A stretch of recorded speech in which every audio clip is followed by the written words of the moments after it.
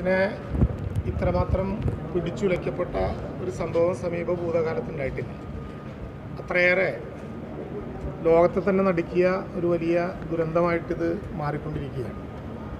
45 പേരുടെ മരണമാണ് ഈ സംഭവവുമായി ബന്ധപ്പെട്ട് ഇന്ത്യയിലുള്ള ആളുകളായി ഇപ്പോൾ സ്ഥിരീകരിക്കപ്പെട്ടിട്ടുള്ളത്. അവിടെ ആശുപത്രികളിൽ ചികിത്സ ചെയ്യുന്ന ആളുകളും അതിൽ തന്നെ ഗുരുതരാവസ്ഥയിലുള്ള ആളുകളുമൊക്കെ ഉണ്ട് എന്ന കാര്യം നിങ്ങൾക്കെല്ലാവർക്കും അറിയാം. വിവരമറിഞ്ഞ ഘട്ടം മുതൽ തന്നെ രാജ്യത്തെ ഗവൺമെൻറ്റും അതനുസരിച്ച് സംസ്ഥാന ഗവൺമെൻറ്റും വളരെ കാര്യക്ഷമമായി ഈ കാര്യങ്ങളിൽ ഇടപെടാവുന്ന വിധത്തിലുള്ള നടപടികളാണ് എടുത്തിട്ടുള്ളത്. നിങ്ങൾക്കെല്ലാവർക്കും അറിയാവുന്നതുപോലെ ഇന്നലെ തന്നെ പ്രത്യേക ക്യാബിനറ്റ് യോഗം ചേർന്ന് ഈ നടപടികളെ ഏകോപിപ്പിക്കാനുള്ള ശ്രമങ്ങൾ അപ്പം മുതൽ ആരംഭിച്ചതാണ്.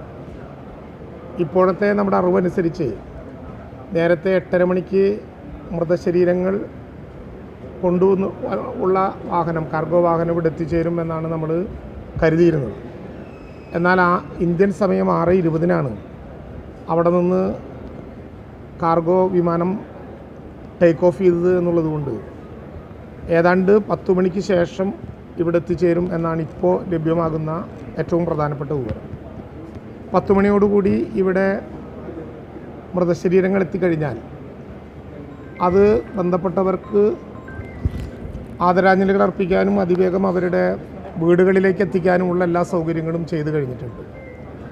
നേരത്തെ ഡൽഹിയിലേക്ക് വരും, ഡൽഹിയിൽ നിന്ന് വിവിധ സംസ്ഥാനങ്ങളിലേക്ക് കൊണ്ടുപോകണമെന്ന വിധത്തിലുള്ളൊരു ആലോചനയാണ് നടത്തിയിരുന്നതെങ്കിൽ ഇന്നലെ പ്രത്യേക മന്ത്രിസഭാ യോഗം തന്നെ ആലോചിച്ച് ചീഫ് സെക്രട്ടറി പ്രത്യേകമായി കേന്ദ്ര വിദേശകാര്യ മന്ത്രാലയത്തിന് കത്ത് നൽകി വരുന്ന വിമാനം ഏറ്റവും കൂടുതൽ ആളുകൾ ഉൾപ്പെട്ടിട്ടുള്ളത് കേരളത്തിലായതുകൊണ്ട് നെടുമ്പാശ്ശേരിയിൽ വന്നിറങ്ങി ഇവിടെ നിന്ന് പോകണം എന്നൊരു പൊതുനിർദ്ദേശം, ഒരാവശ്യം ഉന്നയിക്കുകയായിരുന്നു.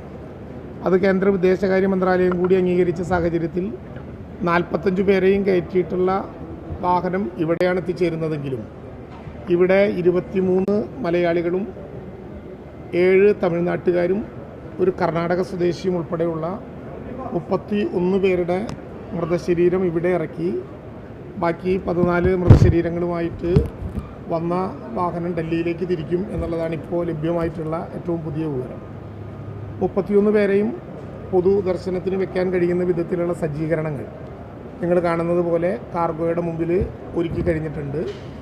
ആ 31 മൃതശരീരങ്ങളും വെക്കാൻ കഴിയുന്ന വിധത്തിൽ ഒരു ടേബിളിൽ 2 ബോഡികൾ വയ്ക്കാവുന്ന വിധത്തിലുള്ള സജ്ജീകരണങ്ങൾ ഇപ്പോൾ ഒരുക്കി 16 വലിയ ടേബിളുകൾ ഇവിടെ സജ്ജമാക്കിയിട്ടുണ്ട്.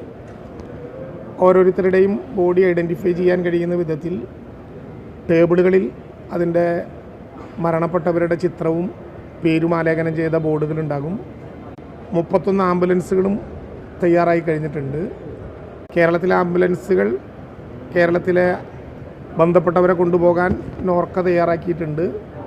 മറ്റ് സ്റ്റേറ്റുകളിൽ നിന്ന്, കർണാടക, തമിഴ്നാട്ടിൽ നിന്ന് വരുന്നവരുടെ ആംബുലൻസ് കൂടി ഉണ്ടാകും എന്നാണ് ഇപ്പോൾ ലഭ്യമായ വിവരം. അഥവാ ആവശ്യമെങ്കിൽ അതിനും ആവശ്യമായിട്ടുള്ള കരുതലുകൾ നോർക്കയും ഹെൽത്ത് ഡിപ്പാർട്ട്മെൻറ്റും കൂടി എടുത്തിട്ടുണ്ട്. ആംബുലൻസുകളെല്ലാം നോർക്ക് അറേഞ്ച് ചെയ്തിട്ടുണ്ട്.